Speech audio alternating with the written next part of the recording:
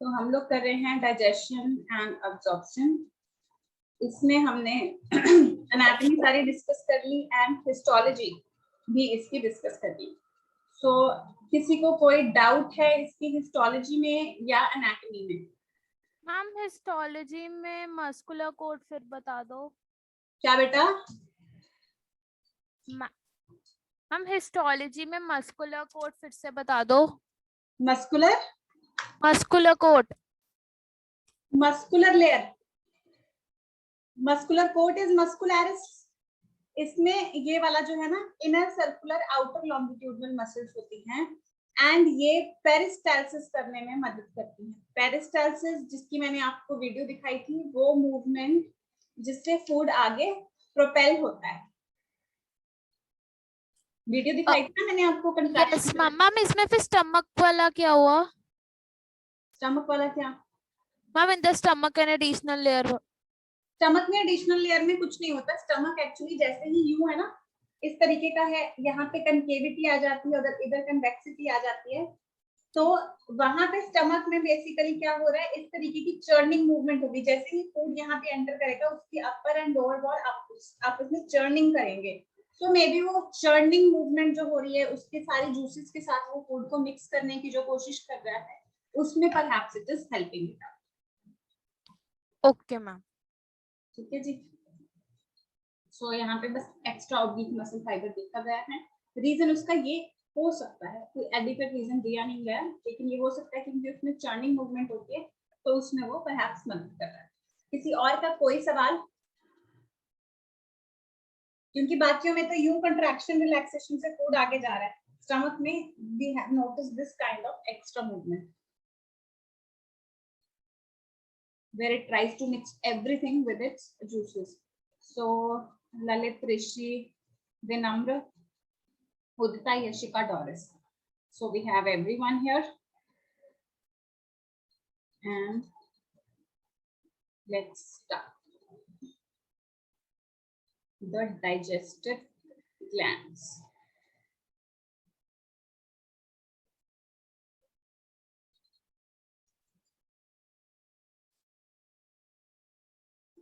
So let us now discuss gastric glands. Gastric gland जो है ये ट्यूबुलर ग्लैंड होते हैं, यानी ट्यूब शेप ग्लैंड होते हैं। अगर हम इनको ऑब्जर्व करेंगे तो ये हमें जो डेप्थ में अगर दिखेंगे तो यूं ट्यूबुलर स्ट्रक्चर दिखेंगे, यानी वेसिकुलर काइंड ऑफ नहीं दिखेंगे, ट्यूबुलर काइंड ऑफ स्ट्रक्चर्स ये ऑब्जर्व हम इनको ट्यूबुलर स्ट्रक्चर के तौर पे कर सकते हैं। ठीक है, सो ट्यूबुलर ग्लैंड्स होंगे, ये ट्यूब शेप ग्लैंड होंगे। Then present in the mucosal lining of the stomach. तो हमने वहां पे लाइनिंग की म्यूकोसा, सब म्यूकोसा, तो ये वाले हम हर ग्लैंड में देखते जाएंगे कौन से लेयर में है। तो ये जो गैस्ट्रिक ग्लैंड्स हैं, ये म्यूकोसा लाइनिंग जो है उसी में ये ग्लैंड्स होते हैं।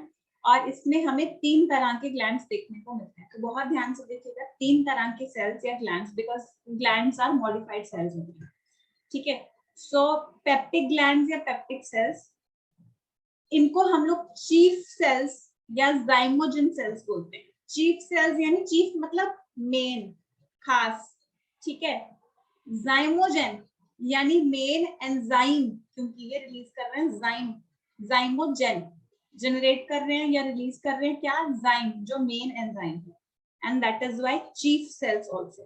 तो इनको पेप्टिक सेल्स भी बोला जाता है, चीफ सेल्स या जाइमोजन। तो ज्यादातर बच्चे भूल जाते हैं कि कौन सी चीज कौन सा ग्लैंड रिलीज कर रहा है, तो इसीलिए मैं वर्ड के मीनिंग पे ज्यादा फोकस कर रही हूँ।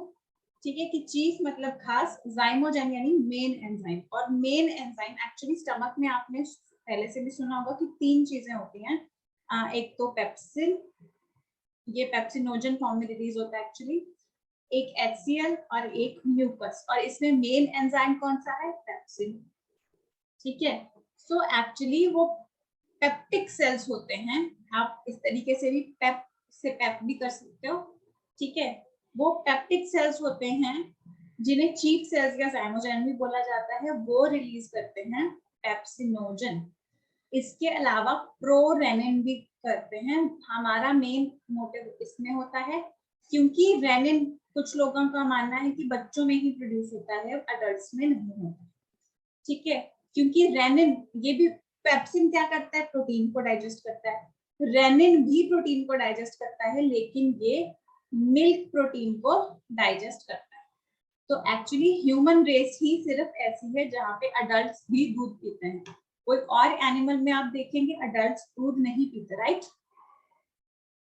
तो our bodies are actually made up like this कि अडल्ट्स में प्रोरेनिन माना जाता है प्रोड्यूस नहीं होता है, कुछ बुक्स मानती हैं कि रिड्यूस हो जाता है।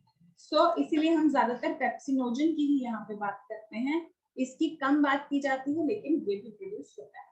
So pepsinogen and prorenin, both of them are produced, which are the main protein digesting enzymes. So they are produced by peptic cells.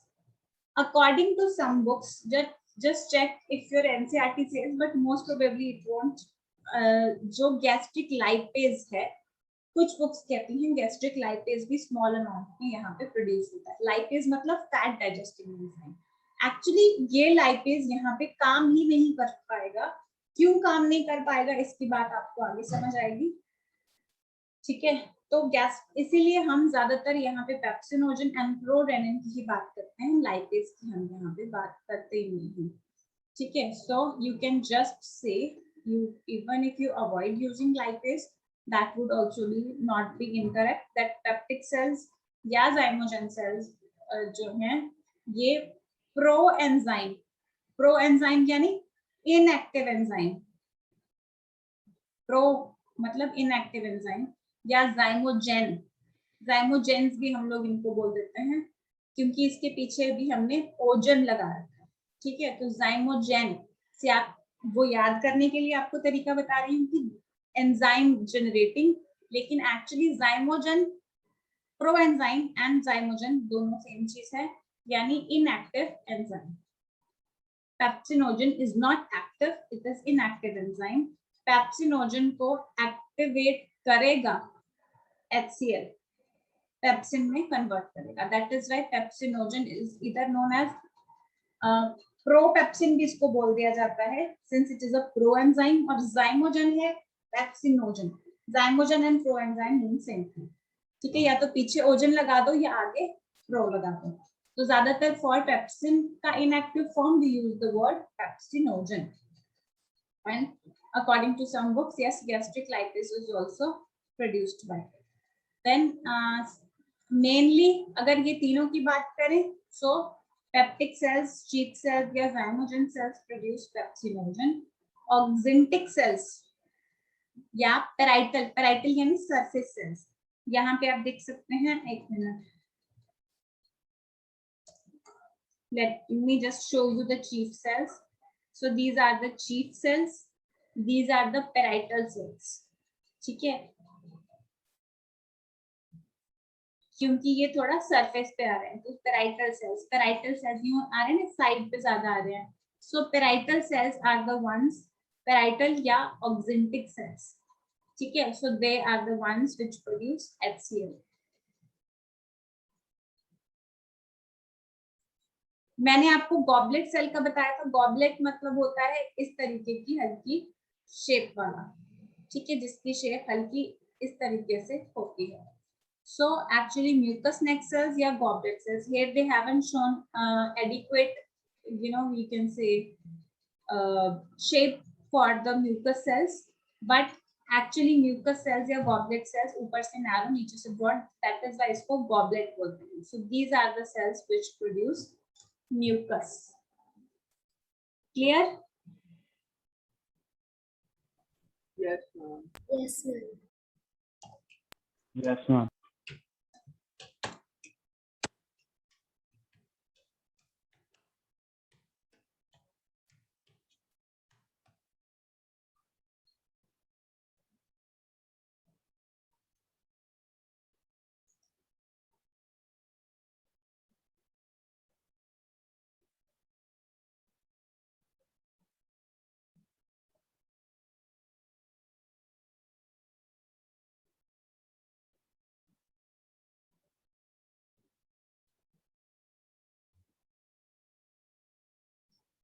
I will just show you here.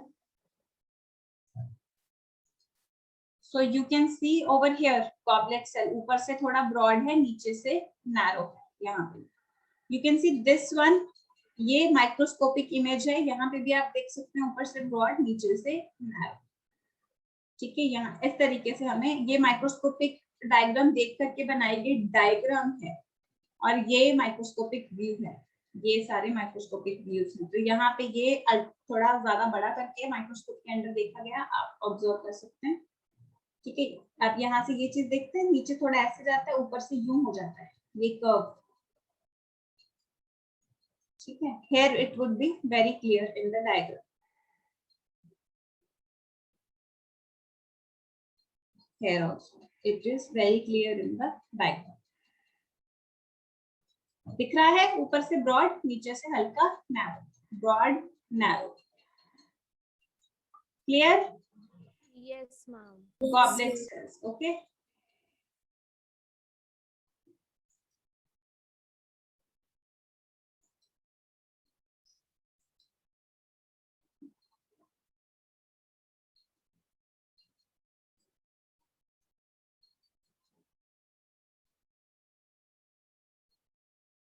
सो ये हो गए हमारे गैस्ट्रिक ग्लैंड्स के बारे में हम कर रहे हैं. 3 तरह के मेन ग्लैंड्स होते हैं. पेप्टिक ग्लैंड्स जो पेप्सिनोजन रिलीज करते हैं, और प्रोरेनिन. ऑक्जेंटिक सेल्स जिनको पेराइटल सेल्स भी बोला जाता है, ये HCl रिलीज करते हैं, and castle intrinsic factor release करते हैं. HCl and castle intrinsic factor. ये कासल इंट्रिंसिक फैक्टर जो होता है, this is essential for absorption of vitamin B12. ठीक है, सो ये कासल इंट्रिंसिक फैक्टर भी इंपॉर्टेंट है. आप कॉलेज में जाके ऐसे भी कुछ डिजीजेस करेंगे जहाँ पे दिस फैक्टर गेट्स अफेक्टेड, या its stomach lining gets affected. So which यहाँ पे भी आपको MCQ आ सकता है कि अगर ऑक्जेंटिक सेल्स में कोई प्रॉब्लम आ जाती है, पेराइटल सेल्स में प्रॉब्लम आ जाती है, तो कौन से विटामिन की डेफिशिएंसी देखने को मिलेगी? Vitamin B12. Why? Because Casal's intrinsic factor won't be released in case oxyntic cells or parietal cells get damaged. तो विटामिन B12 का जो है वो क्या कह सकते हैं, अब्जॉर्प्शन कम होगा या नहीं होगा. More over oxyntic cells damage हो जाते हैं तो और क्या होगा? HCl रिलीज नहीं होगा. HCl रिलीज नहीं होगा तो पेप्सिनोजन पूरी तरह से पेप्सिन में कन्वर्ट नहीं होगा. पेप्सिन में ये कन्वर्ट नहीं होगा तो प्रोटीन का भी इंडाइजेशन देखने को मिलेगा. क्लियर है? Yes, ma'am. ठीक है, तो पेप्टिक सेल्स जो कि जाइमोजन रिलीज करते हैं, यानी इनएक्टिव एंजाइम्स रिलीज करते हैं, पेप्सिनोजन एंड प्रोरेनिन. प्रोरेनिन भी आगे रेनिन में कन्वर्ट होता है. ठीक है, we will talk about this ahead. Auxentic cells, parietal cells release HCl and Casal's intrinsic factor. So two things it is releasing, HCl and Casal's intrinsic factor. HCl क्या करता है? पेप्सिनोजन को activate. Casal's intrinsic factor vitamin B12 की absorption में. Mucus नेक sales या goblet cells mucus release करते हैं. Goblet cells जहां पे भी आ जाए म्यूकस ही रिलीज करते हैं, आपको बताया था मैंने. इसके अलावा pyloric stomach. I told you 4 parts of stomach: fundus, cardiac, body and pylorus, जो लास्ट पार्ट होता है. पाइलोरिक एंट्रम और कैनाल उसमें मैंने आपको बताया था. ठीक है, like this is fundus, here this part is cardiac. So this is body and this particular portion, यहाँ पे ये पाइलोरस एंट्रम आएगा, ये पाइलोरिक कैनाल आएगी. तो यहाँ पे जो पाइलोरिक पार्ट है, दिस पर्टिकुलर पार्ट, इसमें G सेल्स होते हैं जो गैस्ट्रिन रिलीज करते हैं. गैस्ट्रिन क्या होता है? गैस्ट्रिन एंजाइम नहीं है. एंजाइम्स वो होते हैं जो डाइजेशन करते हैं. गैस्ट्रिन हार्मोन है. नॉर्मली ये हार्मोन वाले ग्लैंड्स नहीं है स्टमक वगैरह, लेकिन लोकली थोड़ा थोड़ा हार्मोन ये प्रोड्यूस कर रहे हैं. यहाँ पे ये गैस्ट्रिन प्रोड्यूस कर रहे हैं, और ये gastrin actually stimulates the release of gastric juice. तो आपको ये ध्यान देना है, it stimulates the release of gastric juice. So we will study about these hormones दोबारा से in chemical control and integration, but here also since we are studying about the gut, so you should know this. So ये gastrin local hormone एक produce होता है, यानी कि जैसे ही food यहाँ पे पहुंचता है स्टमक में, तो वो फिर स्टिमुलेट करता है। तो जैसे ही फूड स्टमक में पहुंचेगा, सो दीज, तो क्या करेगी बॉडी लोकली भी उसको थोड़ा कंट्रोल करने की कोशिश करती है। यहाँ पे गैस्ट्रिक हार्मोन प्रोड्यूस होगा जो कि गैस्ट्रिक जूस की सिक्रेशन करवाएगा। समझ आ रही है? हमारी चीज में, हमारी बॉडी में कंट्रोल एंड कोऑर्डिनेशन हर एक चीज की दो तरह से होती है। एक तो नर्वस सिस्टम करता है और दूसरा एंडोक्राइन सिस्टम करता है। आपके इसीलिए 10th क्लास में आपने नर्वस सिस्टम और endocrine system control and coordination chapter एक ही में था ना? मैंने तो Yes, चैप्टर ma'am. में नहीं हाथ लगाया। ये तुम्हें करवाया नहीं वो अलग बात है, लेकिन वो एक ही चैप्टर में दोनों चीजें मेंशन होती हैं। रीजन इज ये दोनों सिस्टम्स की बॉडी में कंट्रोल एंड कोऑर्डिनेशन करने में मदद करते हैं। नर्वस, जैसे कि हमने पीछे भी कुछ चीजों का, जैसे हार्ट रेट में हमने बात की थी कि हार्ट रेट में उसमें cardio inhibitor centre and cardio accelerator centre से मैसेज आता है, वो ब्रेन से आ गया। फिर हमने एड्रेनलिन ग्लैंड की बात की थी, हार्मोनल कंट्रोल की बात की थी, एंडोक्राइन सिस्टम की भी वहां पे बात की, राइट? तो ठीक उसी तरीके से बॉडी के काफी फंक्शंस को लोकली अगर कंट्रोल करना हो तो काफी चीजें हमारा हार्मोनल सिस्टम भी करता है एंड नर्वस सिस्टम भी कंट्रोल करता है। सो यहाँ पे हार्मोन गैस्ट्रिन, जैसे ही फूड स्टमक में आता है तो स्टमक गैस्ट्रिन हार्मोन प्रोड्यूस करता है, और गैस्ट्रिन हार्मोन दूसरे सेल्स को स्टिमुलेट करेगा ताकि वो गैस्ट्रिक जूसेस या डाइजेस्टिव जूसेस रिलीज करें ताकि फूड अच्छे से डाइजेस्ट हो सके। इसके अलावा तो 3 हमने किए एंजाइम्स, फिर हमने ये हार्मोन की बात की, आगे है यहाँ पे और क्या, म्यूकस की बात कर चुके हैं। सो म्यूकस के अलावा इसमें कुछ बाइकार्बोनेट आयंस भी गैस्ट्रिक जूस में, पूरा का पूरा ये जो सभी ग्लैंड्स जूस सिक्रीट कर रहे हैं इसमें, उसमें कुछ बाइकार्बोनेट आयंस भी प्रोड्यूस होते हैं जो कि, अब बाइकार्बोनेट आयंस क्या हैं? एसिडिक नेचर से उल्टे हैं। तो म्यूकस एंड बाइकार्बोनेट आयंस, ये दो चीजें स्टमक को एसिड के अटैक से स्टमक की खुद की लाइनिंग को बचा के रखते हैं, क्योंकि एसिड है, बहुत कम पीएच इसका होता है, ठीक है। जो HCl है इसके कारण स्टमक में 1.8 pH आ जाता है जो कि एक्सट्रीम एसिडिक है, तो हमारा ऑर्गन भी उसमें खराब हो सकता है। तो वो खराब ना हो उसके लिए म्यूकस की कोटिंग इसके ऊपर एक तो हो जाती है, प्लस कुछ बाइकार्बोनेट आयंस उसमें जाते हैं ताकि वो उसको एसिडिक अटैक से बचा के रखें। समझ आ रहा है? Protection of mucosal epithelium from excoriation, खराब होने से उसको बचाते हैं। ये क्लियर है? Yes. Yes, ma'am.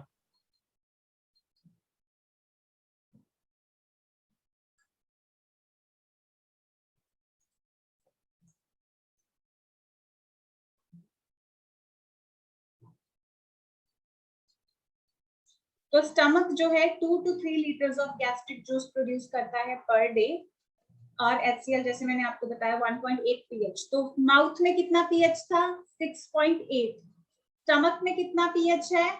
1.8, extremely acidic.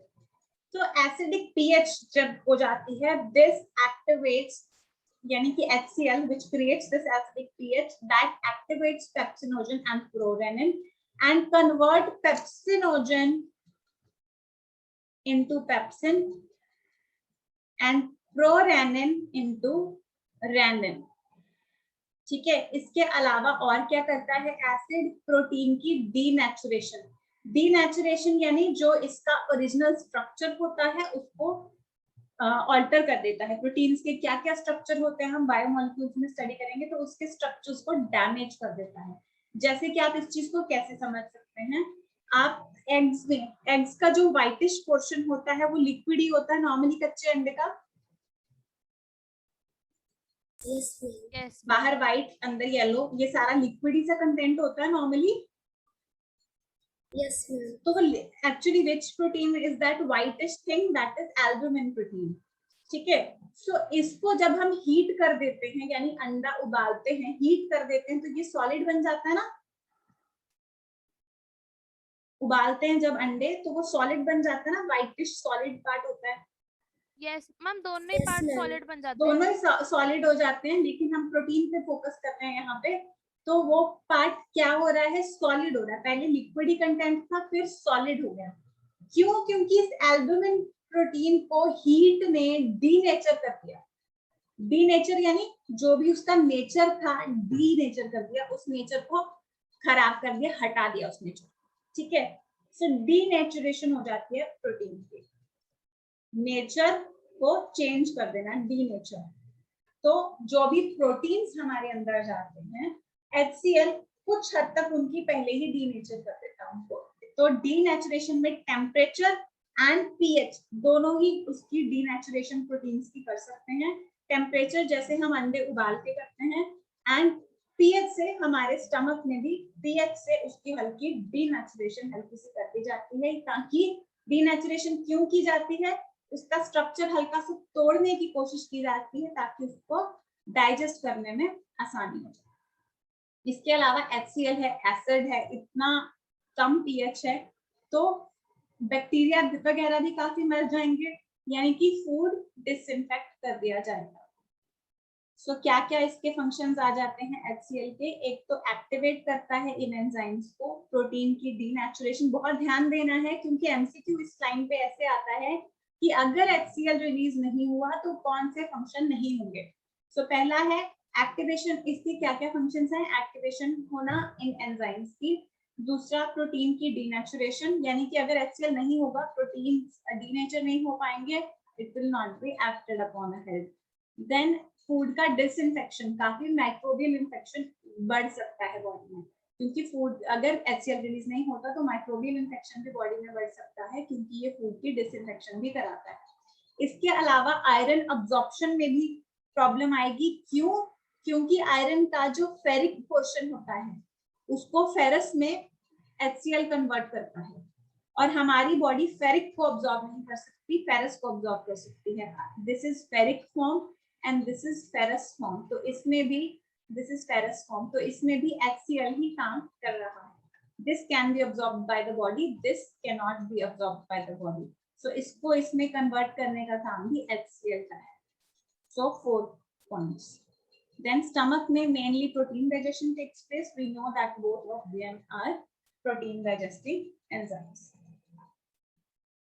So ये देखो, if HCl is not secreted in stomach, pepsinogen, first point से देख लो, पेप्सिनोजन एक्टिवेट नहीं होगा तो प्रोटीन डाइजेशन नहीं हो पाएगी। दूसरा, आयरन अब्जॉर्प्शन नहीं हो पाएगी। आयरन अब्जॉर्प्शन नहीं हो पाएगी तो आयरन डेफिशिएंसी हो जाएगी, यानी कि एनीमिया हो जाएगा।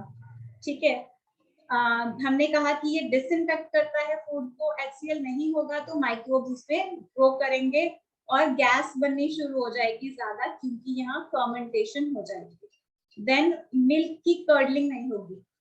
दूध में दही डालते हैं तो दूध क्या हो जाता है, दही जम जाता है, दूध में हल्का सा जाग डालते हैं तो पूरा का पूरा मिल्क एक कांस्टेंट टेम्परेचर पे रखते हैं तो पूरा का पूरा या तो दही बन जाता है ना। अगर हाई टेम्परेचर पे करते हैं यही चीज तो वो पनीर बन जाता है। तो एक्चुअली वो चीज क्या होती है, वो मिल्क प्रोटीन को डाइजेशन करने में मदद कर रही है, उसकी कर्डलिंग। बोलते हैं ना लोग कि जिनको दूध हजम नहीं होता आप दही खा लीजिए। सो रीजन इज उसकी कर्डलिंग करना, यानी उसको दही में कन्वर्ट किया जाता है उसको डाइजेस्ट करने के लिए। बाहर दही खा लेते हैं, नहीं तो जिनकी बॉडी में गट में सही से ये सब प्रोड्यूस हो रहा है HCl वगैरह, तो उनकी बॉडी में मिल्क की कर्डलिंग हो जाएगी।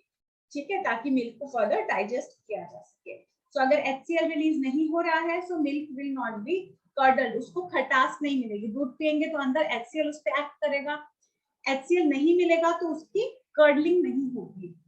ठीक है, तो कर्डलिंग या that acid attack is important for it to get digested. So semi solid food mixed with gastric juice, ये पॉइंट अगली लाइन में आना चाहिए।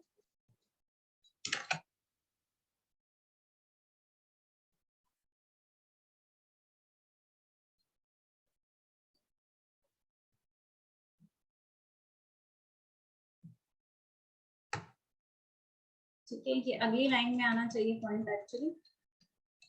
बिकॉज सेमी सॉलिड फूड, अगर गैस्ट्रिक जूस, जैसे हमने बात की थी ना कि मुंह में डाइजेशन हो जाती है, जितनी भी होनी होती है, च्यूइंग वगैरह हो जाती है, वो बॉल में कन्वर्ट होके वो जो बॉल अंदर बात होती है, उस बॉल को हम लोग बोलस बोलते हैं।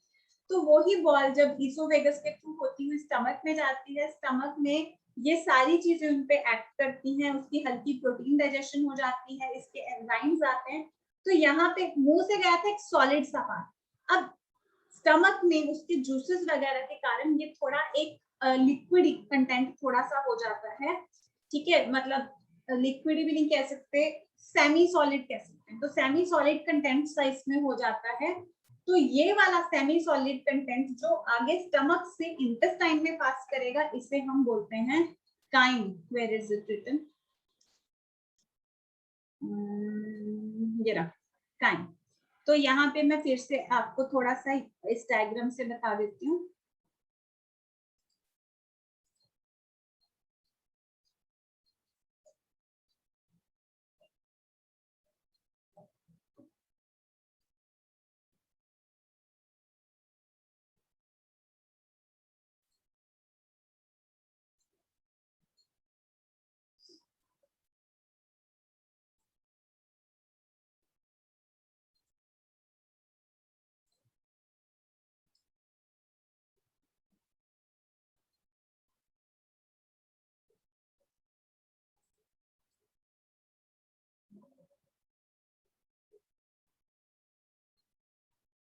तो माउथ से फूड आगे ईसोफेगस में गया, इसको हम क्या बोलते हैं? इसको हम बोलेंगे बोलस, ठीक है। उसके बाद स्टमक से फूड आगे इंटेस्टाइन में गया, इसको हम बोलेंगे काइम। आगे स्मॉल इंटेस्टाइन से लार्ज इंटेस्टाइन में वो लिक्विड ही सा पार्ट गया, उसको हम लोग बोलेंगे काइल। तो ये वर्ड्स ध्यान रखना, bolus, chyme and chyle. Bolus जो माउथ से ईसोफेगस में जाता है, काइम जो स्टमक से स्मॉल इंटेस्टाइन में जाता है, काइल जो स्मॉल इंटेस्टाइन से लार्ज इंटेस्टाइन में जाता है। Clear? Yes, dear. So bolus, chyme and chyle. मैं क्विकली आपको गैस्ट्रिक ग्लैंड रिवाइज कराती हूँ। गैस्ट्रिक ग्लैंड्स में 3 तरह के ग्लैंड्स होते हैं, पेप्टिक, ऑक्जेंटिक, म्यूकस नेक सेल्स। पेप्टिक सेल्स को चीफ सेल्स या जाइमोजन सेल्स भी बोला जाता है। ये इनएक्टिव एंजाइम्स यानी प्रोएंजाइम्स या जाइमोजन रिलीज करते हैं, पेप्सिनोजन एंड प्रोरेनिन। पेप्सिनोजन आगे पेप्सिन में कन्वर्ट होगा, प्रोरेनिन रेनिन में। ये प्रोटीन डाइजेशन में मदद करते हैं, रेनिन मिल्क प्रोटीन में डाइजेशन में मदद करता है। इसके अलावा in a very small amount they also release gastric lipase, which is not much useful over here. Then oxyntic cells, also called parietal cells, release HCl and passes intrinsic factor. HCl is important for converting pepsinogen into pepsin and prorenin into renin, यानी कि activating the enzymes में ये काम आता है। इसके अलावा Cassell's intrinsic factor is important for absorption of vitamin B12. So mucous neck cells and goblet cells are the ones which release mucus. Fine. And pyloric stomach, pylorus part जो stomach का है, last part जो stomach का है, उसमें कुछ हद तक G cells होते हैं। तो जैसे ही फूड स्टमक में आता है, ये G cells gastrin hormone produce करते हैं, जो कि गैस्ट्रिक ग्लैंड्स को स्टिमुलेट करते हैं to release the gastric juice, so that the food that has come to stomach can be digested. The mucus and bicarbonates which are present in the gastric juice, they are also important. Why? ये जो acidic attack एक तरीके से food पे हो रहा है, ये अटैक स्टमक की लाइनिंग पे ना हो जाए, इसलिए स्टमक की लाइनिंग को बचाने के लिए, प्रोटेक्ट करने के लिए उसमें म्यूकस कोटिंग हो जाती है, एंड बाइकार्बोनेट्स भी कुछ हद तक इसमें प्रोटेक्ट करते हैं। स्टमक का जो देखो हमने बात की थी सलाइवा कितना प्रोड्यूस होता है, तो सलाइवा कंटेंट 1 से 1.5 लीटर तक पर डे प्रोड्यूस होता है। स्टमक 2 से 3 लीटर तक प्रोड्यूस होता है पर डे। HCl इसको पीएच कितनी प्रोवाइड करता है? 1.8, माउथ में थी 6.8 और यहाँ है 1.8, एक्सट्रीमली एसिडिक पीएच। HCl के क्या क्या फंक्शंस हैं? Activating pepsinogen and prorennin to pepsin and rennin respectively, denaturation of protein, disinfection of food यानी कि माइक्रोबियल इन्फेक्शन से बचाना. So conversion of ferric ions into ferrous ions so that iron can be absorbed. In case of failure, we can, and because it will not be converted into ferrous, so we can encounter anemia. Since it disinfects the food, in case HCl is not produced, so food will not be disinfected. Microorganisms can grow inside the stomach and produce a lot of gas and all. That means flatulence, जो फुलावट सी महसूस होती है, bloating महसूस होने शुरू हो जाते हैं, lot of gas and all will be produced by fermentation of food in the stomach by bacteria. So in addition to this, in case of absence of HCl, milk will not be curdled, hence will not be digested also. The food that passed from mouth in the form of solid substance, a ball sort of a substance from mouth, it passed to the esophagus, that was termed as bolus. Similarly, this semi-solid substance which will pass from the stomach to the small intestine is known as chyme. I hope the contents are clear to you. That's all with the gastric glands. So इसको जरा read करो अच्छे से, फिर हम आगे बढ़ते हैं.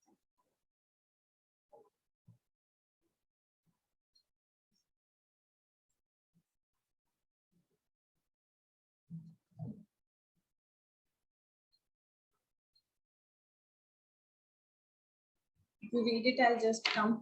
I'll drink some water and come.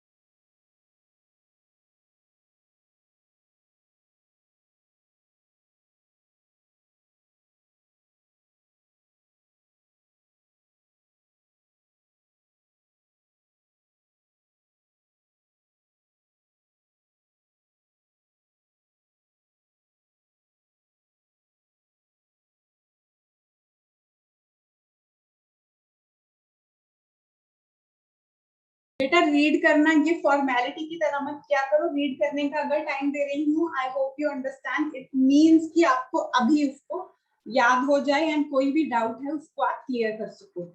सो पूरा अटेंटिव होकर के रीडिंग करना है.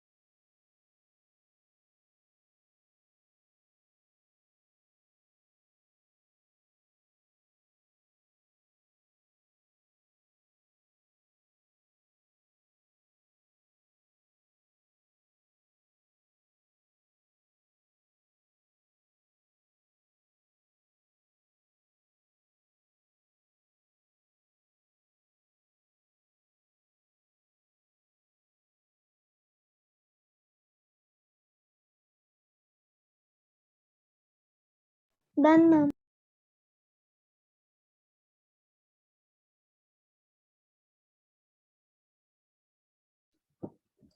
Yes, Doris.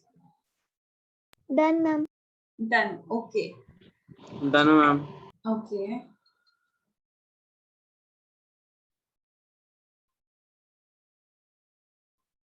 Done, ma'am. Done, ma'am. Okay. Let Yashika Done, ma'am. Done हो गया, ठीक है, सबका हो गया, राइट। विनम्र हो गया ना तुम्हारा भी?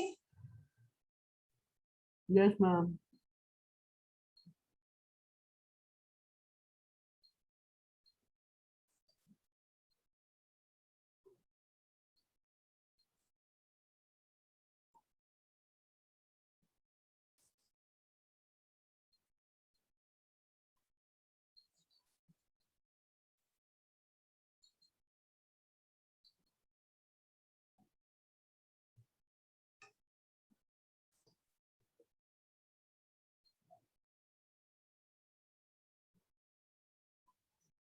आज फिर से वहां पे एक्चुअली लेट हो रहे थे ऑन करते हैं, तो मैंने आज घर पे ही ऑन कर दिया, अपने लॉगिन कर लिया, अभी आ गया था हमारे पास पासवर्ड, तो लेट नहीं करना चाह रही थी मैं, तो मैंने घर ही ऑन कर लिया। आज ऐसे लग रहा है ना क्लास लंबी हो गई है, तुम लोग को लग रहा है? नहीं मैम, आज इंटरेस्ट आ रहा है। आज इंटरेस्ट आ रहा है, अच्छी बात है। तो डाइजेस्टिव ग्लैंड्स में सलाइवरी ग्लैंड हो गया है। अगला हम डिस्कस करते हैं gastric gland. So now we're going to start the next topic in digestion and absorption, which is digestive glands. Digestive glands में हम यहाँ पे पढ़ेंगे salivary glands के बारे में, ठीक है, gastric glands के बारे में, pancreas के बारे में, liver के बारे में,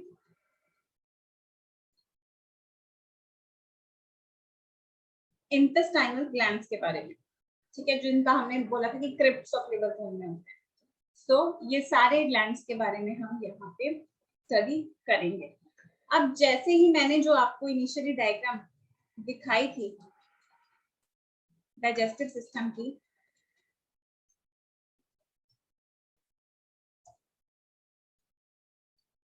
जो मैंने आपको ड्रॉ करके दिखाई थी, where is that? डायग्राम ही भूल गया अपना। हम नीचे है।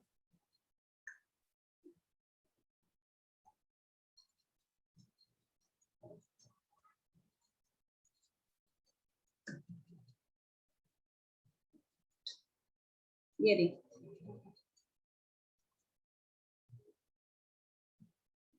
तो यहाँ पे भी हम अगर इसको करना चाहे रिप्रेजेंट, तो हम लोग क्या करते हैं, यहाँ पे हल्का सा इसको इस पर्टिकुलर पोर्शन में और यहाँ पे हम लोग इसको हल्का सा रिप्रेजेंट कर देते हैं। But exactly how it is कि ओरल कैविटी में जिनकी सलाइवरी ग्लैंड्स के जूसेस आते हैं, salivary glands nothing but those glands which produce saliva. Saliva मतलब हम एनीबॉडी? हम थूक थूक, जो मुंह में थूक आता है तो वो सलाइवा कहलाता है।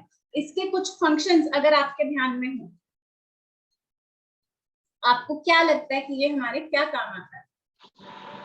स्टार्च नु मैं माल्टोस से ब्रेक करता है।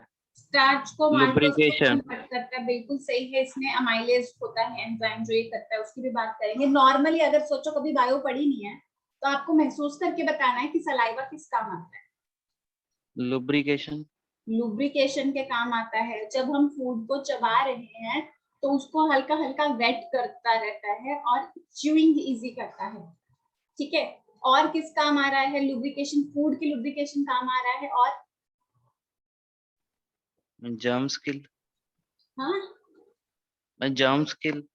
जर्म्स को किल कर सकता है। इसमें लाइसोजाइम होता है, ठीक है। ये वैसे लेमैन को नहीं पता होता, बायो के स्टूडेंट को पता होता है। इसके अलावा हम जो क्या है, सलाइवा जो है एक तरीके से माउथ को थोड़ा फ्लशिंग भी करता रहता है, ठीक है, थोड़ा सा क्लीन करने में भी मदद करता है।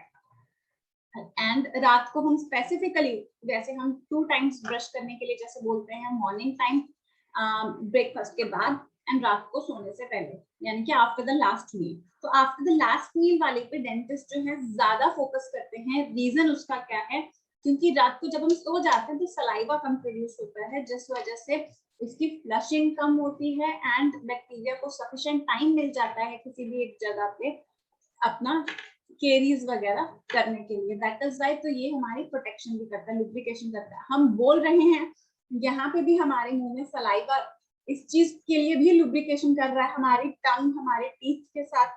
नहीं तो अगर ड्राई माउथ, कई बार आपने कभी महसूस किया हो कि माउथ कई बार ड्राई हो जाए किसी इलनेस के कारण या कुछ, तो हम लोगों को बोलने में भी दिक्कत आती है और टंग चिपक रही होती है हर जगह पे मुंह में, अगर कभी ज्यादा बीमार होते हैं, आपने देखा होगा।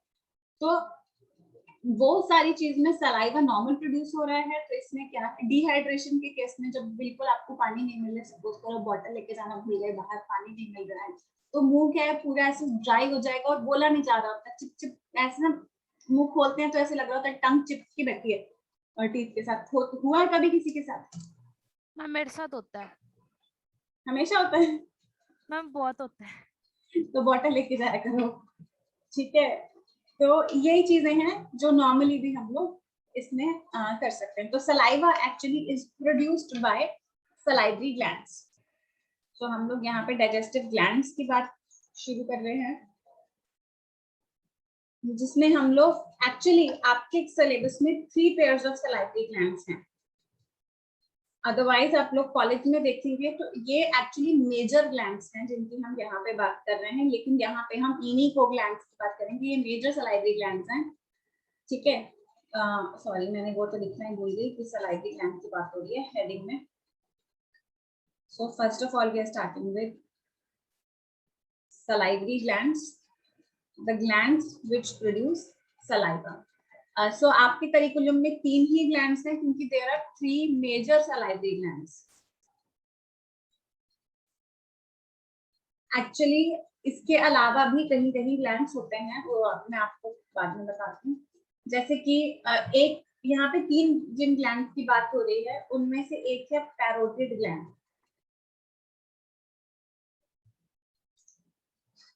पैरोटिड ग्लैंड होता है हमारे कान के इमीडिएट यहाँ सामने, ठीक है। ये एंगल ऑफ द माउथ, जहाँ पे एंगल नजर आता है ना आपको जॉ का, ये एंगल पे इस तरीके से यहाँ पे होगा पैरोटिड ग्लैंड दोनों तरफ, ठीक है। सो 1 पेयर ऑफ पैरोटिड ग्लैंड्स, ये जो सिक्रीशन करते हैं ये हमारे सेकंड मोलर के ऑपोजिट इसका सलाइवा वहां पे ये सिक्रेट करते हैं, ठीक है, parotid gland. Then comes submandibular gland. Submandibular को कई बार सब मैक्सिलरी भी बोल दिया जाता है, लेकिन आजकल इसको सबमैंडिबुलर ज्यादा बोला जाता है क्योंकि +1-2 की बुक्स को उतना अपडेट नहीं किया जाता है, तो यहाँ पे सब मैक्सिलरी सब मैंडिबुलर दोनों टर्म्स ही इस्तेमाल की जा रही हैं। अदरवाइज सब मैंडिबुलर अभी हम प्रेफर करते हैं, क्योंकि पहले सब मैक्सिलरी क्यों होता था? सब मतलब नीचे, जैसे म्यूकोसा के नीचे सब म्यूकोसा, राइट। तो इंस्पेक्टर के नीचे का level sub inspector, so those something, ठीक है। सो सब मैंडिबुलर मतलब ये हमारा मैंडिबल है, तो यहाँ पे एक्चुअली ये ग्लैंड्स होते हैं, इसके नीचे की तरफ ये ग्लैंड्स होते हैं, ठीक है। सो सब मैक्सिलरी पहले क्यों बोला जाता था? एक्चुअली आज की डेट में अपर जॉ को हम मैक्सिला बोलते हैं और लोअर जॉ को हम मैंडिबल बोलते हैं। इनिशियली मैक्सिले बोल दिया जाता था जॉज के लिए, both there are 2 maxillae upper and lower, ठीक है। So that is why sub maxillary यानी जॉज के नीचे that time word was used, but अभी we call this as maxilla and this as mandible. So what term we are using is sub mandible. Cockroach में अभी भी हम उसके jaws को मैक्सिले ही बोलते हैं, ठीक है, लेकिन हमारे में हम अभी मैक्सिला एंड मैंडिबल ऐसे प्रोनाउंस करते हैं, तो मैंडिबल के नीचे आ जाएगा, ठीक है। सो नॉर्मली ये ग्लैंड्स को फील करना मुश्किल है। जिन लोगों में इन्फ्लेम्ड होते हैं यानी कोई इन्फेक्शन या इन्फ्लेमेशन हो गया है उनका हम लोग फील कर सकते हैं। एक फिंगर टंग के नीचे और एक यूं गर्दन के नीचे करके देखेंगे, अगर इन्फ्लेम्ड है तो वो बॉल के तौर पे उंगली में हमें फील होना शुरू हो जाता है, ठीक है। तो टंग के नीचे उंगली लगाएंगे और इधर लगाएंगे, अगर तो इन्फ्लेम्ड है तो हम पकड़ पाएंगे ग्लैंड को हाथ में. So this is submandibular gland. And there are very small glands which are sublingual glands. Lingua means, so three pairs हैं of major salivary glands: parotid, submandibular and sublingual gland. ठीक है. So sublingual मतलब टंग के नीचे. So ये 3 pairs हमारे पास आ जाते हैं. 3 pairs हैं. कुछ बच्चे सोचते हैं मैंडिबल तो मैम एक ही है, लिंगुअल भी शायद एक ही ग्लैंड है. नहीं, तीनों ही एक एक पेयर हैं, आपको ध्यान में रखना है. ठीक है. तो सब मैंडिबुलर और सब लिंगुअल का जनरलाइज करके अगर बताऊं तो टंग के नीचे दोनों ओपन होते हैं. आप इसके सिक्रीशन कहाँ ओपन होती है, कहाँ इसकी डक्ट्स ओपन होती हैं, इसको आप ऑब्जर्व करना चाहें तो ये बहुत इजी है ऑब्जर्व करना. आप शीशे के सामने प्रॉपर लाइट करके अपने टंग के नीचे प्रॉपर लाइट करेंगे, मुंह खोल के टंग उठा के एक बार सलाइवा अंदर लेके और टंग उठा के अपना यू लाइट करके देखना. तो आपको वहां से यू शावर के तौर पे सलाइवा बाहर आता नजर आएगा. यू बिल्कुल ऐसे शावर जैसे आ रहा है ना बाहर, फुवारे की तरह वो सलाइवा बाहर आता नजर आएगा. एंड जर्क्स में थोड़ा थोड़ा आता है, जैसे ग्लैंड कंट्रैक्ट करता है तो वो आता है. ठीक है. सो ये चीज को आप महसूस कर सकते हैं. दैट इज वाई, क्योंकि यहाँ पे सलाइवा आ रहा है. जैसे मैंने बताया ये थोड़ा क्लीनिंग में भी मदद करता है. तो आप लोगों ने लोगों के केरीज लगते हुए देखे होंगे ज्यादातर पीछे के दांत में. ये वाले दांत में मिनिमम देखे होंगे. ये वाले जो मैंडिबल है, कभी किसी की केरीज नहीं देखा होगा ना, यहाँ पे जो कीड़ा लगा बोलते हैं, यहाँ पे नहीं देखा होगा. तो यहाँ पे रीजन इज सलाइवा लगातार इसको वॉश कर रहा है. लेकिन आपने एक और चीज यहाँ पे देखी होगी कि जो लोग सही से ब्रशिंग नहीं करते हैं या कुछ लोगों के हेरिडिटी में होता है कि ज्यादा हो रहा है, तो उन कैलकुलस जो जमा येलो डिपॉजिट्स हो जाते हैं वो भी ये वाले दांत के अंदर ही ज्यादा होते हैं. देखा है कभी ये कैलकुलस? लोगों के नहीं देखा होगा आपने. अपने भी अगर ऑब्जर्व करना, किसी के अगर कैलकुलस है तो ये वाले दांत के अंदर ही ज्यादा होंगे डिपॉजिट्स. बिकॉज यहाँ पे क्या है, कर तो वो प्रोटेक्शन के लिए रहा है, कैल्शियम सॉल्ट्स वगैरह भी एक्चुअली इसमें कुछ हद तक होते हैं, लेकिन वो चीज को अगर क्लीनिंग उतना प्रॉपर नहीं होता है तो यहाँ पे इनफैक्ट कैलकुलस जमा होना शुरू हो जाता है. So both pros and cons इसके हैं. कैलकुलस तो स्टिल अगर हम प्रॉपर ब्रशिंग रखते हैं तो उसको कंट्रोल किया जा सकता है, लेकिन केरीज यहाँ पे नहीं होती है. रीजन जो सलाइवा है, जो थूक है, ये सारे ग्लैंड्स जो सलाइवा रिलीज कर रहे हैं, जो थूक रिलीज कर रहे हैं, ये इसकी वॉशिंग करता है. यहाँ तक जो मैंने बताया सबको क्लियर है? Yes ma'am. Yes ma'am. Okay. आपको रिकॉर्डिंग शो हो रही है ना? यस मैम हो रही है. Yes ma'am.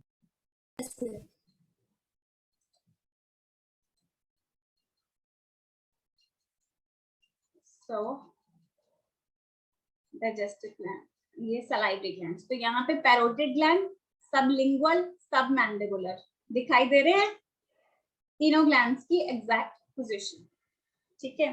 सो अभी हम इनमें डिफरेंसेस डिस्कस कर लेते हैं. Parotid present below pinna. Pinna क्या होता है? ये एक्सटर्नल फ्लैप है ना जो हमारे कान पे, ये बाहर की तरफ, this one which I am folding right now. So this one is pinna. ये पिन्ना के below, actually we should say exactly ये वाला जो पॉइंट होता है ना हमारी, इसके एग्जैक्टली यहाँ पे सामने की तरफ होता है. ठीक है. सो और cheek region, this is the actual portion you can see here. ये एंगल ऑफ माउथ जो है, इस एंगल के ऊपर यहाँ पे होता है. So they are saying it below pinna because below pinna also level is there. I will just show you from our own textbook which we use in college, if that diagram is available here.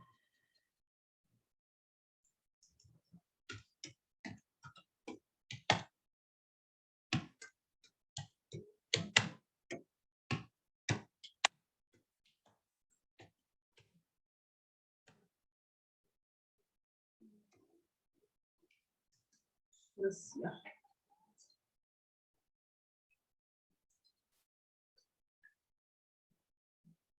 या it is present. जो book हम use करते हैं उसी का diagram यहाँ पे है, जो कॉलेज में यूज करते हैं एक्चुअली, जो बुक को यूज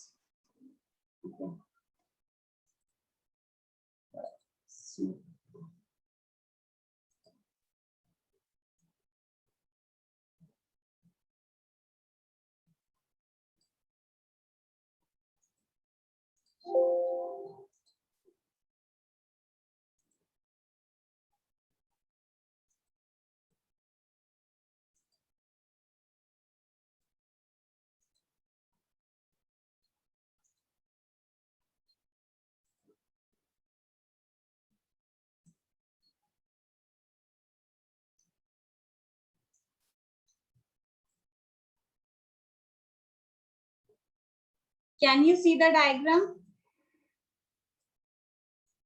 Yes, ma'am. So इस डायग्राम में ये वाला जो रेडिश कलर का स्ट्रक्चर है, this is the gland, parotid gland. This is the book that we use in first year, ठीक है।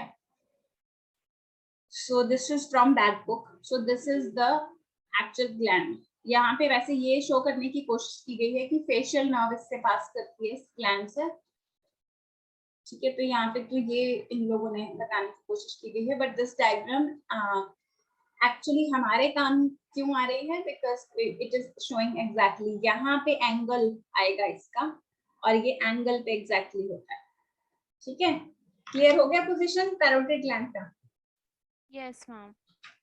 So parotid gland जो है, it is present below the pinna. That is what is the term used here. But actually, what we say when you go in college, that time we say that it is at the angle of the mouth, angle of the mandible, at the level of angle of the mandible in front of the external auditory meter. So that is the terminology that we use here. But here, since they're using this, so you also go with this, okay? Because we can't go against what is there in our curriculum. So it is. According to your curriculum, it is present below the pinna or cheek region. So submandibular है, present at the junction of upper and lower jaw बोला गया है. What we say submandibular, it is slightly below the mandible, और actually यहाँ पे mandible होता है तो इसके थोड़ा inner वाली side पे, तो junction exactly तो इधर आ जाएगा, ठीक है। But it is more towards the lower jaw as they are saying. So lower jaw के level पे, क्योंकि lower jaw तो ये है, लोअर जॉ का अगर हम यहाँ पे देखेंगे तो इसके बाद तो गर्दन शुरू हो जाती है, तो ऑब्वियस सी बात है कि वो लोअर जॉ का ये वाला हॉर्सशू शेप होता है। एक्चुअली हमारा जो लोअर जॉ है, मैंडिबल है, वो ऐसे सॉलिड नहीं है सारा अंदर की तरफ, वो हॉर्सशू शेप है, ये वाला शेप है उसका, ठीक है, दिस वे। तो ऑब्वियसली ये वाले के सारे कंटेंट्स इसके अंदर की तरफ होंगे, ठीक है। सो इसके अंदर की तरफ सारे होंगे, एज आई एम सेइंग कि आप ऐसे होल्ड करेंगे and you can actually hold that in your hand. It is palpable. So हम लोग palpate करते थे कॉलेज में इस चीज को, ठीक है। So it is at the, but just go towards what is written. And lingual below the tongue, and in mandible, yes, you can write below the lower jaw also. Then parotid largest gland ये होता है, submandibular भी large है, sublingual सबसे छोटा gland है, ठीक है। यहाँ पे सबलिंगुअल ये इन्होंने थोड़ा बड़ा दिखाया है, actually sublingual is the smallest one. Let me see again.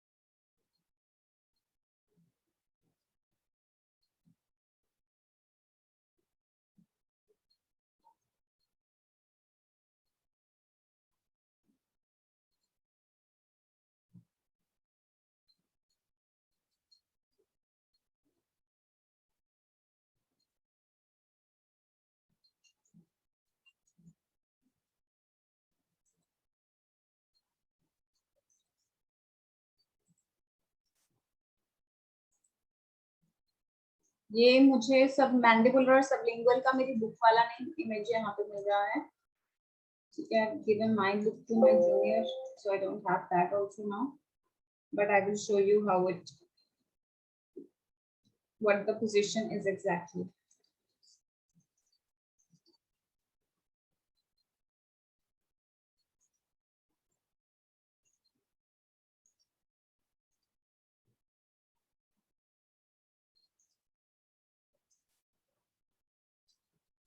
ठीक है, तो ये डायग्राम थोड़ा सा यहाँ पे रिटन है, लेकिन तो यहाँ पे पैरोटिड दिखाई दे रहा है, और ये सब लिंगुअल और सब मैंडिबुलर, सबलिंगुअल एंड सब मैंडिबुलर नियरली आसपास हैं, बट यहाँ पे भी साइज का डिफरेंस नहीं इतना अप्रोप्रिएट हो पा रहा है।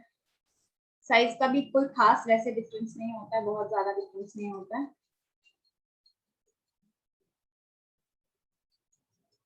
Yeah, this is more close to it.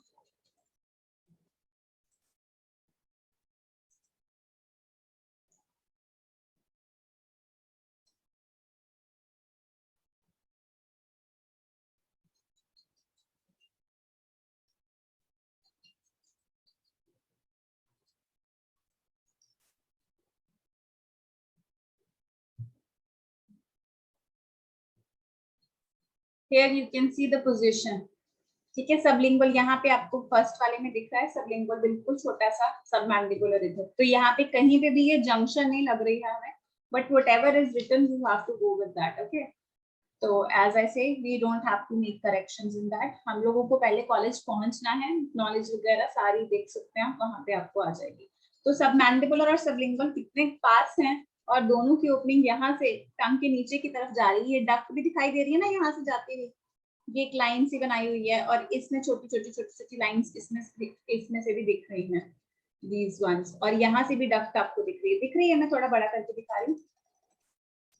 Yes, दिख रही है मैम। ठीक है, यहाँ से ये वाली डक्ट यहाँ पे जाती दिखाई दे रही है, यहाँ पे ये दिख रही है, और यहाँ से ये छोटी छोटी दिख रही है। मैं ये सारा अभी क्लियर करती हूँ, तो सेम पोजीशन पे आप डक्ट्स देख पाएंगे। ठीक है, ये डक्ट वो है जो सलाइवरी ग्लैंड से सलाइवा लेके जाता है। हालांकि ये वाली डायग्राम इन्होंने ट्यूमर जो यहाँ पे प्रॉब्लम आ गई है ये दिखाने के लिए की है, बट हमारा मोटिव यहाँ पे ग्लैंड्स की पोजीशन समझने का था। आप, I hope it is clear. Yes ma'am. हटा दूं ये डायग्राम में? Yes ma'am. ये रख लेते हैं।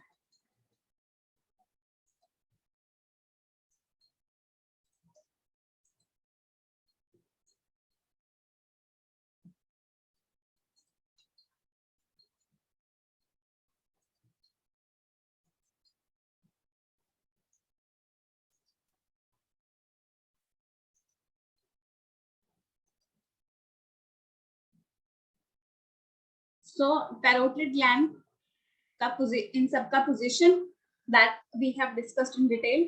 This one is largest in size, sublingual is smallest in size. अब जो इनकी ducts मैंने आपको दिखाई है, ठीक है, आपने देखा सबलिंगुअल में से छोटी छोटी काफी सारी डक्ट्स हमने देखी। So there are 6 to 8 Rivinus duct. Duct का नाम है रिवेनस डक्ट। सब मैंडिबुलर में से जो डक्ट मैंने आपको दिखाई दैट इज वॉटन्स डक्ट। पैरोटिड में से जो डक्ट आपको दिखाई उसका नाम है स्टेनसिस डक्ट। तो इनकी डक्ट का नाम यहाँ पे भी इंपॉर्टेंट है, कॉलेज में जाके भी इंपॉर्टेंट है, यूजी एग्जाम के लिए नीट यूजी जो आप दे रहे हैं उसको नीट यूजी बोलते हैं एक्चुअली, तो नीट यूजी के लिए भी इंपॉर्टेंट है, नीट पीजी के लिए भी इंपॉर्टेंट है। यानी कि जब आप एमबीबीएस के बाद या अपने जो भी ग्रेजुएशन के बाद जो एग्जाम देंगे अपने पीजी के लिए, तो उसके लिए भी इंपॉर्टेंट है। तो ये चीज डक्ट्स के नाम आपको सारी जिंदगी के लिए इंपॉर्टेंट है, ठीक है, क्योंकि जैसे क्यों इंपॉर्टेंट होती हैं ये चीजें, डक्ट में भी कई बार जैसे हमने वहां पे देखा ना, भी ट्यूमर ग्लैंड के अंदर बना हुआ था, तो डक्ट के अंदर भी जैसे आपने स्टोन सुने हैं, कभी किडनी स्टोन्स हो जाते हैं, गॉल ब्लैडर स्टोन्स हो जाते हैं। Yes ma'am. एक्चुअली जो सलाइवरी ग्लैंड की डक्ट्स हैं इनमें भी स्टोन्स देखे गए हैं, खास तौर पे सब मैंडिबुलर ग्लैंड की डक्ट में ज्यादातर, क्योंकि सब मैंडिबुलर ग्लैंड का जो सलाइवा होता है ना वो काफी गाढ़ा होता है, और जो लोग जैसे पानी वगैरह कम पी रहे हैं तो वॉशिंग कम हो रही है, तो वहां पे ज्यादातर कई बार ऐसा देखा गया है कि उस ग्लैंड की डक्ट के अंदर वो बन जाता है, स्टोन्स बन जाते हैं, जिससे कि जब पेशेंट खाना खाता है तो उसको एक्सट्रीम पेन महसूस होता है, क्योंकि जब वो खाना खा रहा है सलाइवा निकलेगा ऑब्वियसली उसका डाइजेशन के लिए, तो सलाइवा जब निकलने की कोशिश करेगा प्लस वहां पे स्टोन फंसा हुआ है तो उसको एक्सट्रीम पेन महसूस होता है। तो ऐसी सब कंडीशंस के लिए हमें डक्ट्स के नाम इंपॉर्टेंट होंगे, तभी आप डक्ट की पोजीशन समझ पाएंगे, तभी उसको आप ट्रीट कर पाएंगे। ठीक है, वैसे जो स्मॉल इसमें किसी को स्टोन्स हो जाते हैं तो हम लोग बेसिक जो चीज बताते हैं वो ये है कि या तो आप लेमन को च्यू करो, या तो वो आती है ना जैसे हैप्पीडेंट वाइट, ऑर्बिट, ये सब सुना होगा आपने, यस मैम। च्युइंगम वगैरह। तो ये च्युइंगम होती है शुगरलेस च्युइंगम होती है, इनमें चीनी नहीं होती है, शुगर की च्युइंगम्स होती हैं। तो ये दांतों को नुकसान भी नहीं करती। तो हम लोग पेशेंट को बोलते हैं मैक्सिमम इनको च्यू करने के लिए। च्यू करने से क्या होगा, सलाइवा फ्लश करने की कोशिश करेगा, जिस चक्कर में अगर स्टोन छोटा साइज का है तो वो स्टोन भी फ्लश आउट हो जाता है। Anyhow, we have gone into too much detail. So ये Stenson duct है, Wharton's duct है, ये Rivinus duct है। मैक्सिमम सलाइवा कौन प्रोड्यूस करता है, ये इसका गाढ़ा होता है एक्चुअली बहुत, ठीक है। एंड पैरोटिड ग्लैंड काफी पतला सलाइवा सेक्रेट करता है और इसमें सलाइवरी अमाइलेज ज्यादा होता है, ये मॉडरेट सेक्रेशन करता है, ठीक है। सलाइवरी अमाइलेज वो एंजाइम होता है जो स्टार्च को माल्टोज में कन्वर्ट करता है, जैसे अभी ऋतिक ने बोला था कि वो माल्टोज में कन्वर्ट करने का काम करता है, तो वो सलाइवरी अमाइलेज करता है इस तरह। So let us discuss about other things here. So आपको इसमें, हाँ जी मैम, मैक्सिमम सबलिंगुअल ने नहीं प्रोड्यूस करना चाहिए सलाइवा? सबलिंगुअल? Yes ma'am. क्यों मैम मैं तब की मैम मैंने अपने मुंह में चेक किया मैम, ज्यादा तो नीचे से आ रहा है टंग के। तो नीचे से ही, तो ये भी तो नीचे से ही भेज रहा है, डक नहीं देखी अभी, नहीं क्योंकि ठीक है नीचे से मैम। दो ग्लैंड्स भेज रहे हैं, नीचे से सबमैंडिबुलर सबलिंगुअल दो ग्लैंड्स भेज रहे हैं। ठीक है मैम, ठीक है ठीक है। ये देखो इसकी, ये देखो यहाँ पे डक्ट्स दिख रही हैं। यस मैम ठीक है, वो मेरे को लगा नीचे से सिर्फ लिंगुअली डाल रहा है। बताया तो है दोनों कर रहे हैं। Okay ma'am. तो सलाइवा, सलाइवा की डेली सिक्रेशन कितनी होती है, 1 to 1.5 लीटर्स। मुंह में इतना थूक आता है लीटर्स में, क्या रे यार, कंट्रोल नहीं हो रहा बस। 1 to 1.5 लीटर्स। सो पीएच है इसका स्लाइटली एसिडिक, 7 से हल्का सा नीचे 6.8, ठीक है। इसका कंपोजिशन देखेंगे, कंपोजिशन इंपॉर्टेंट है, 99% वाटर है, कुछ सॉल्ट्स हैं, सॉल्ट्स जैसे कि कुछ आयंस, यानी कि सोडियम क्लोराइड, ठीक है। तो ये आप ऐसे याद कर सकते हैं, NaCl क्योंकि सॉल्ट बनाता है, कैल्शियम बाइकार्बोनेट भी होते हैं, तो आप सॉल्ट के नाम से आयंस याद कर सकते हैं, उनकी आयनाइजेशन कराते हैं। याद करने का तरीका ये हो सकता है, how I used to learn it is as sodium chloride and calcium potassium bicarbonate करके। So I used to learn it like that. If you can learn them individually, so that is your choice. ठीक है, sodium, potassium chloride and bicarbonate, तो दो cations हैं और दो anions हैं इसमें, ठीक है। इसके अलावा यहाँ पे म्यूक्सिन है। म्यूक्सिन क्या होता है, म्यूक्सिन हल्का सा एक टाइप का प्रोटीन, प्रोटीनेशियस टाइप का ही स्ट्रक्चर होता है, जो कि जैसे अभी बात की ना लुब्रिकेशन करना, ग्रीसिंग करना, तो वो म्यूक्सिन होता है एक्चुअली, जो हल्का प्रोटेक्टिव होता है चीजों को, उसको प्रोटेक्शन वगैरह जो हम करते हैं चीजों की वो करता है, ठीक है। देन कम्स, जैसे अभी लतिक बोल रहा था कि एंटी माइक्रोबियल, लतिक या ऋषि से किसी ने बोला था कि एंटी माइक्रोबियल सब्सटेंस वो है, तो वो एंटी माइक्रोबियल सब्सटेंस लाइसोजाइम उसको बोलते हैं। ध्यान रखेंगे, कंफ्यूज नहीं होंगे, जो हमारे सेल्स में स्ट्रक्चर्स होते हैं वो लाइसोसोम्स होते हैं। ये वाला जो एंजाइम टाइप का स्ट्रक्चर सलाइवा में आ रहा है, ये लाइसोजाइम है। सो लाइसोसोम्स एंड लाइसोजाइम में आप कंफ्यूज नहीं होंगे, clear, they both are different. तो ऐसे ही आपको एमसीक्यू में भी कंफ्यूज किया जाता है। सो लाइसोजाइम प्रोड्यूस होता है जो कि एंटीबैक्टीरियल या एंटी माइक्रोबियल सब्सटेंस होता है, that if we happen to ingest something, so lysozyme. And इसमें एंजाइम टाइलिन या सलाइवरी अमाइलेज होता है, जो कि स्टार्च को माल्टोस में तोड़ता है। We will talk about this in digestion. Okay. Maltose is made up of 2 glucose molecule and starch is made up of thousands of glucose molecule. तो उनको दो दो के ग्रुप में मल्टीपल दो दो के ग्रुप में तोड़ देता है, ठीक है। So I am writing N because multiple molecules of maltose will be produced. We will talk about this ahead.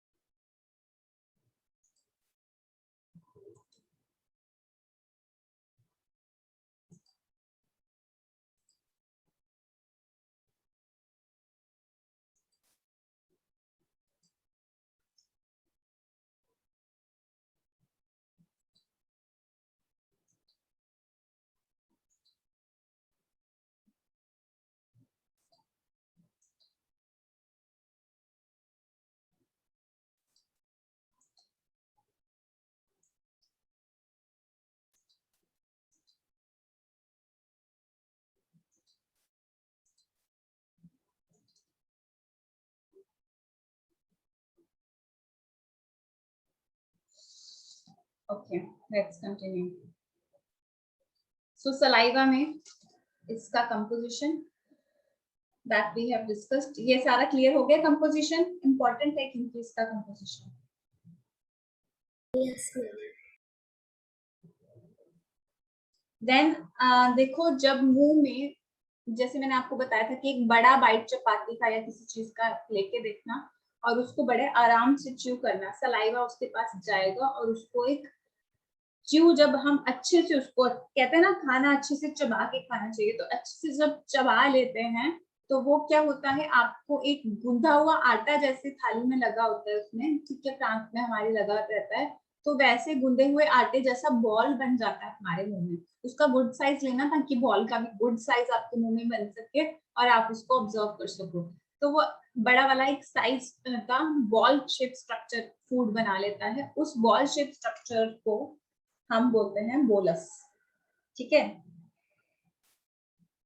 तो ये क्लियर है सबको कि फूड जब सलाइवा के साथ मिक्स होता है तो वो बॉल शेप स्ट्रक्चर गूंद जाता है एक तरीके से और बॉल शेप स्ट्रक्चर बोलस बना लेता है। यहाँ तक क्लियर है? Yes ma'am. अब Yes, इसके ma'am. आगे यहाँ पे एक हम अप्लाइड चीज कर रहे हैं, यानी कि एक इन्फेक्शन की बात कर रहे हैं। पैरोटिड ग्लैंड की हमने बात की। पैरोटिड ग्लैंड में अगर इन्फेक्शन, वायरल इन्फेक्शन हो जाता है, ये वायरल इन्फेक्शन है, मम्प्स वायरस इसको कॉज करता है एंड इसको हम मम्प्स इन्फेक्शन भी कहते हैं, जिसको कनेडू बोल देते हैं ना हिंदी या पंजाबी में, कि यहाँ से पूरा ये भरा होता है सलाइवा, पूरा अंदर एक्चुअली पूरा यूं भर जाता है सारा, ये गला बड़ा सारा हो जाता है। बताया था ना मैंने आपको कि एक बार इन्फेक्शन हो जाए दोबारा नहीं होता है, इसकी हमने एक बार डिस्कशन की थी पिछले किसी लेक्चर में, दोबारा बोल रही हूँ।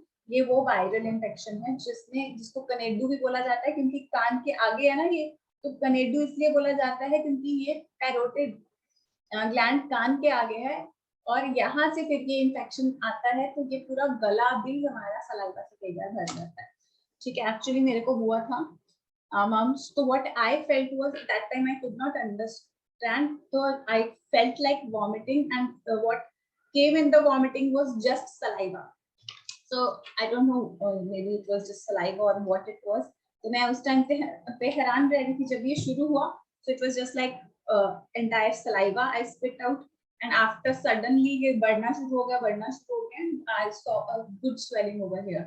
So that this happened to me like when I was in 7th standard। So it happens only once, they say, because now antibodies get prepared in your body and next time the infection does not occur, ठीक है। So this is the viral infection of parotid gland। यहाँ तक किसी को कोई doubt ये वाला paragraph में? No ma'am. यहाँ तक सारा क्लियर है। So this is all about salivary glands. तो सलाइवरी ग्लैंड का हमारा ये पूरा होता है। मैं क्विक रिवीजन दे रही हूँ। 3 पेयर्स हैं ग्लैंड्स के, पैरोटिड, सबमैंडिबुलर, सबलिंगुअल। पैरोटिड सबसे बड़े, सबलिंगुअल सबसे छोटे। पैरोटिड का पोजीशन कान के एकदम सामने है, सबमैंडिबुलर का मैंडिबल के नीचे, सबलिंगुअल का टंग के नीचे। पैरोटिड का जो है स्टेंसिस डक्ट है, सबमैंडिबुलर का वॉटन्स डक्ट है, सबलिंगुअल का रिबिनस डक्ट है, जो कि 6 से 8 डक्ट्स यहाँ पे होती हैं, ठीक है, जो कि 6 से 8 डक्ट्स हमें यहाँ पे नजर आ जाती हैं।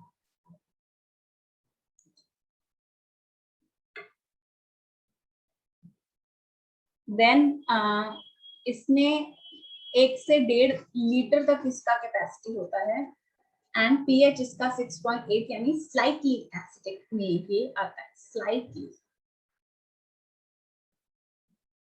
एसिडिक। Composition इसकी 99% water, some salts like Na, like sodium ion, potassium ion, chloride ion and bicarbonate। इसमें म्यूक्सिन होता है, थोड़ा प्रोटेक्टिव स्ट्रक्चर है, जो प्रोटेक्टिव सब्सटेंस है, एंटी माइक्रोबियल सब्सटेंस लाइसोजाइम होता है, और इसमें एंजाइम होता है टाइलिन जिसको बोल देते हैं, या सलाइवरी अमाइलेज। तो ये दो नाम है, सलाइवरी अमाइलेज आपने पहले सुना होगा, टाइलिन इसका सेकेंड नेम है। फूड को सलाइवा के साथ मिक्स किया जाता है, उसके ऊपर टाइलिन या सलाइवरी अमाइलेज भी एक्ट करता है, ये सारी चीजें उस पर एक्ट करती हैं, प्लस ये लुब्रिकेशन में भी मदद कर रहा है, तो हमारे टीथ को च्यू करते हैं, सलाइवा वेटिंग में मदद कर रहा होता है। फाइनली स्वैलो करने से इमीडिएट पहले आप ऑब्जर्व करेंगे तो ये बॉल शेप अटेन कर चुका होता है, जिसे हम बोलस जानते हैं। ऐसे भी नहीं कि गोल आप स्फीयर इमेजिन करने लग जाओ, स्फीयर भी नहीं, यानी कि वो इकट्ठा सा एक स्ट्रक्चर, गूंधे हुए जैसा स्ट्रक्चर वो बन जाता है मुंह में just before we swallow it, ठीक है, तो वो उस स्ट्रक्चर को हम बोलस बोलते हैं। अगर वायरल इन्फेक्शन इसमें हो जाता है तो मम्स नाम का एक मम्स वायरस इसको इन्फेक्शन कर सकता है पैरोटिड ग्लैंड को, तो इसको हम मम्स इन्फेक्शन भी बोलते हैं। So this was all about salivary glands. Any doubt? Anybody has any doubt? No, ma'am. Anybody has any doubt in salivary glands? No, हाँ ma'am. Ma'am. Clear? So just give it a reading once.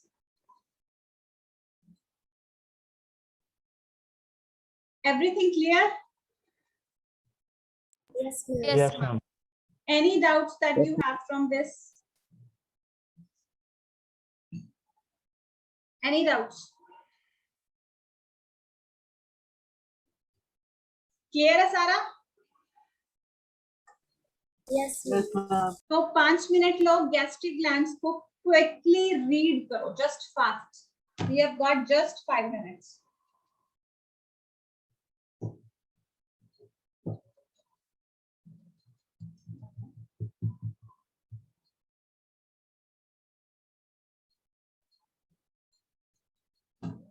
मेरा गला सूख गया चिल्ला चिल्ला के, मैं पानी पी के आ रही हूँ, ठीक है। यहाँ पे भी सारा पानी फिनिश कर दिया मैंने, तो just read it once.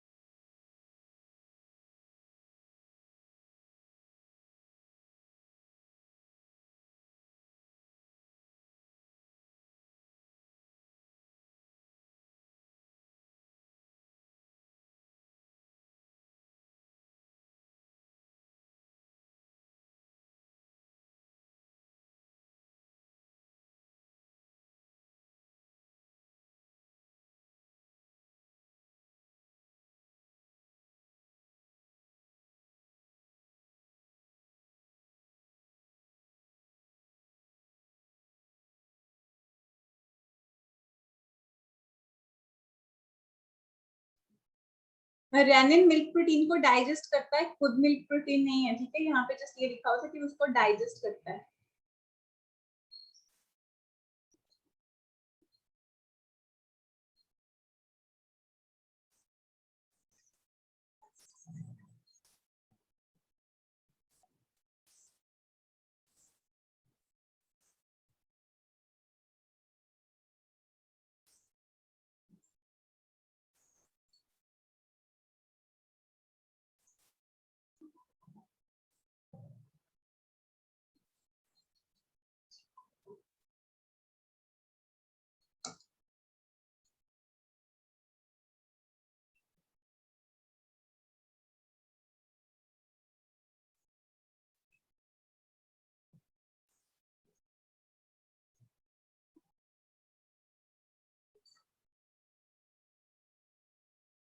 Ma'am हाँ जी, मैम यहाँ पे एक वर्ड है एक्सोकार्डिनेशन, मैम इसका क्या मतलब हुआ? कहाँ पे है एक्सो? मैम ये अब हमारे जो स्क्रीन निकली हुई है ना उसके नीचे अंडरलाइन भी है रेड कलर से। ये नीचे, नो मैम ऊपर ही। ये ये एक्सोकोरिएशन। हम्म ये बताया तो है कि म्यूकोसल एपिथेलियम को खराब नहीं होने देता है। वो ऐसे देखो, एसिड किसी भी चीज के ऊपर डालेंगे उसका क्या होगा? मैम खराब होगा। हाँ, वो जैसे जल सा जाएगा, खराब हो जाएगा, उस चीज को एक्सकोरिएशन बोलते हैं। वो सारा टिश्यू उसका उधड़ जाएगा, उस चीज को एक्सकोरिएशन बोलते हैं। ओ, नहीं मैम इसके फिर साइड इफेक्ट्स क्या हुए? हाई साइड इफेक्ट की हो गई एक्सकोरिएशन। देख मेरी बात सुन, हम जो फूड खाते हैं, हम फूड Yes. में क्या चीजें लेते हैं? हम फूड में या तो प्लांट लेंगे या एनिमल फूड लेंगे। Yes ma'am. तो एनिमल के ऑर्गन लेंगे, उसमें भी प्रोटीन होता है, उसको डाइजेस्ट करेगा बॉडी। हमारा खुद का स्टमक भी तो एनिमल प्रोटीन है। अच्छा ठीक है मैम।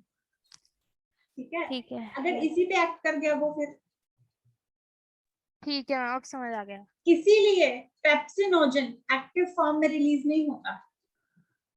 अगर वो एक्टिव फॉर्म में पहले ही रिलीज हो तो स्टमक को डाइजेस्ट कर देगा। Okay ma'am. तो जैसे ही फूड वहां पे आता है तो HCl पेप्सिनोजन को पेप्सिन में कन्वर्ट करता है। तब तक म्यूकस और बाइकार्बोनेट उसको प्रोटेक्ट करते हैं स्टमक को, और वो फिर फूड को डाइजेस्ट करते हैं। आई बात समझ में? Yes ma'am.